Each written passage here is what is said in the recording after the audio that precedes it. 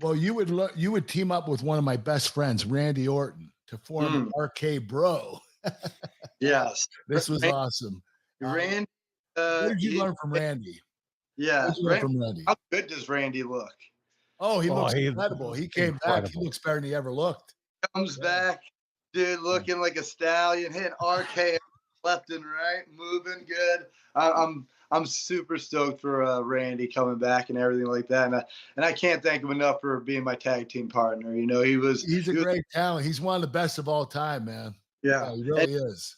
Really helped me out through like a lot of tough times because I was going through a divorce at the time and everything else, and he's been through a similar situation, and he was just a real brother, you know, and especially, you know, when you're on the road, it's not like I can call anybody, you know. It's like, yeah, I can, but it's not the same. And to have him there and be that supportive, because you know how Randy can be, and for him to be that supportive to me, and you know, it was nice. Randy has a spot in my heart forever.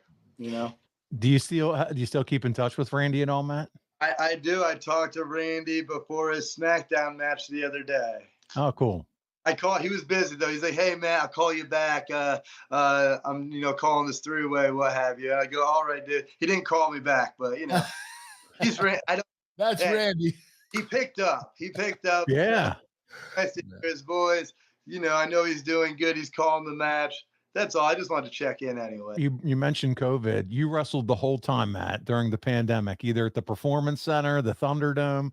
You were all over it. What was that experience like? Because, man, it was so different. I'm sure. I mean, for us to watch it, but for you as an athlete, as a wrestler, what was that like?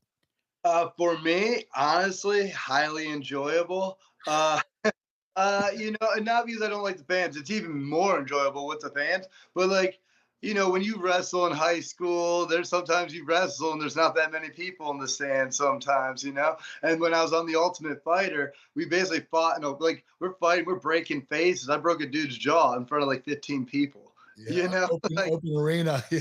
For me, it was like, yeah, whatever. You know, it's just like it's a job. You know, I can like still get that adrenaline pumping, even if there's no people or if there is people, because I just psych myself up. So I was kind of used to that situation. I know a lot of the guys I worked with weren't, and they weren't happy with it, of course, because no crowd. How do you feel the moments? How do I sell?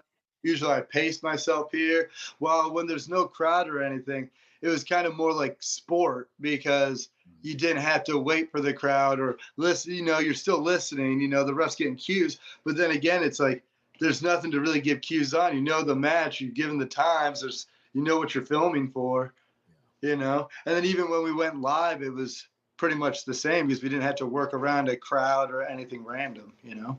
Right.